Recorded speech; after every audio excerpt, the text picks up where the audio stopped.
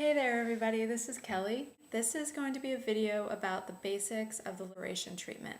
I've received a lot of questions of people wanting to know what was this surgery that I had, because it's a brand new thing and it's something that's really outside of the ideas of a lot of us have seen for treatments for MS. So I wanted to just provide a basic video for people who know nothing about it and are just interested. So thank you for joining me. So first things first, what is CCSVI? CCSVI stands for Chronic Cerebral Spinal Venous Insufficiency. So what does that mean? That means that there's some type of irregularity within the veins that drain the blood from the head down into the body, meaning that the blood gets stuck up there and that causes problems. Now, it's a brand new thing and they're still studying, there's research going on all over the place. So that's the basics that I'm going to tell you right now because, all of the theories and everything flying around, the most important thing is just to know, what does it mean? It means that there's some sort of a blockage or a malfunction. Now it's being shown to be in the valves often. That can mean that you have reflux, which means that your blood's going in the wrong direction. Or you can just have really minimal flow, sometimes no flow out of your brain. And so your body is trying to adjust to this, but obviously you can tell that if your blood's not flowing correctly, things are going to get backed up and problems are going to arise. So that is what chronic cerebral spinal venous insufficiency is. So then what do you do when you find out that you have it? So the next thing is, what is the liberation treatment? The liberation treatment is a name that was given to the treatment that is done to relieve the body and to restore the blood flow in the veins.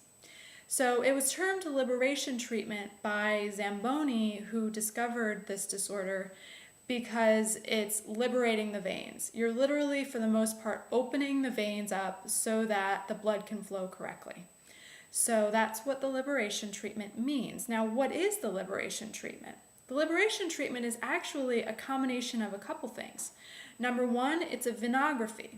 A venography or a venogram, which is done by a doctor called an interventional radiologist, is a treatment and a test in one.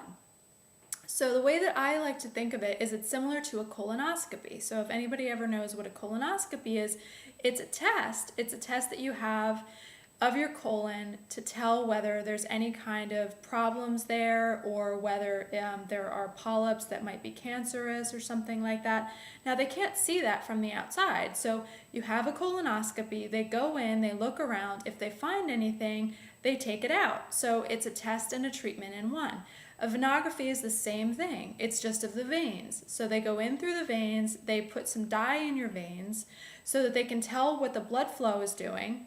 And then if they find anything, they can go ahead and treat it. Now, a venogram is something that's been used for many, many years. It's just been used for different things. So it's been used for things like varicose veins or deep vein thrombosis, or looking in the veins for if you're going to have some kind of a intravenous, if you need dialysis or something like that. So anytime where the veins have needed to be evaluated, they've been using this test. Now, the thing that it combines with in the liberation treatment is an angioplasty. So most people know what an angioplasty is. It's often done in the arteries toward the heart to relieve, to restore blood flow. So this is the same thing. It's just being done in the veins. So in a venogram angioplasty, which is really what the liberation treatment is, the doctor goes in, he puts dye in your veins to see where the blood is flowing. When he sees that there's some kind of a stenosis, now that's a word that is used in combination with CCSVI to just show that there's some kind of, sometimes the veins are very, very small. It's showing some kind of disruption in the blood flow. So some kind of a blockage.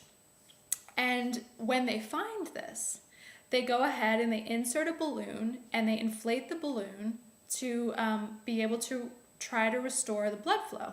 Now, sometimes this works, sometimes it doesn't. If they take the balloon out and the vein goes back down, they try it again. And if they got to the point where the vein will not stay open, sometimes they will insert a stent. So a lot of people who have CCSVI and have had the liberation treatment have had stents. Now, stents are very new, and there have been complications with them. As you can imagine, you're putting a foreign body into your vein. And so most doctors, my doctor especially, was very, very cautious about using stents. But that's sort of the basics of what it is. So the words to remember are a venogram, which is the name of the test and treatment, and an interventional radiologist, which is a brand new name, was brand new to me. I had no idea what this was. Was this really a doctor? What was going on? And the truth is that these are a wide range of doctors who are focused on what are considered minimally invasive treatments.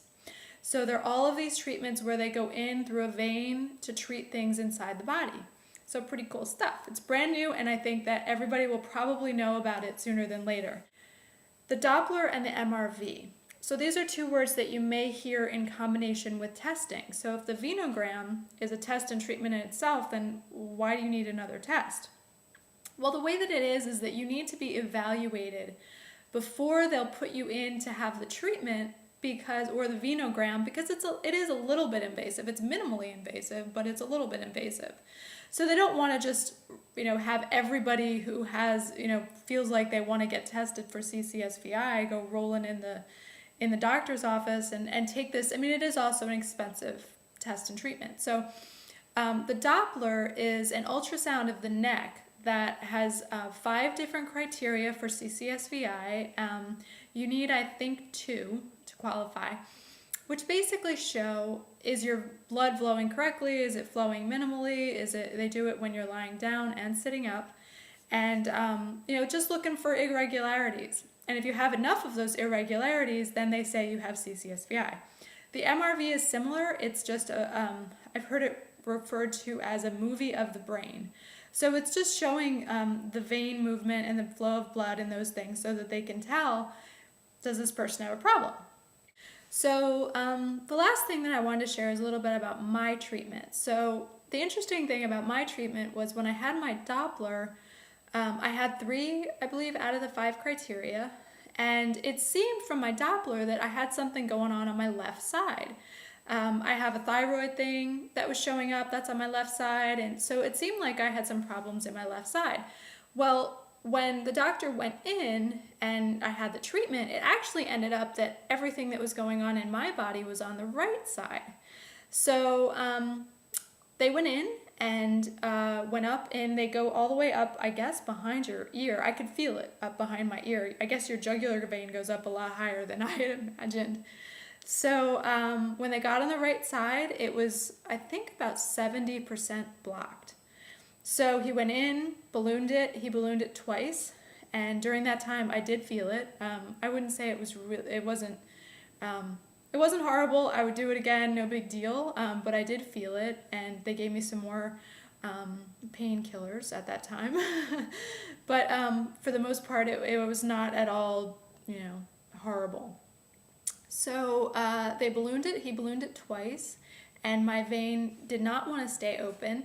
So he was very, very close to putting a stent in mine. And what ended up happening was that he ended up going down and ballooning the valve, which is where they're finding there's a lot of issues, is that it's the valves that are malfunctioning. And so once he went down and actually ballooned the valve itself, everything started flowing better. Now, they didn't increase it to 100% for me. So we left it at, I think now it's about, well, if it's still the same now, it was about 30% blocked. So it went from 70% blocked to 30% blocked. And then they went in and they actually did go in, my other 2, they actually went in, there's other veins in the body, they go in all of them, but the ones that usually show problems are the 2 jugular veins in the azygos. And they went in all of them. He ballooned all of them to make sure that they were all flowing correctly. And and I had this miraculous recovery. So it's pretty interesting to me because my problems have always been on my left side. That's always been my weak side. That's where everything started. I've rarely had any problems on my right side. And so that would make sense because my understanding is that the right side of the brain controls the left side of the body. So kind of makes sense. Anyway, I'm still feeling great. I'm working out. I'm doing better every day. And I just wanted to let you all know what happened. And if you have any questions, please contact me. And hope to see you soon.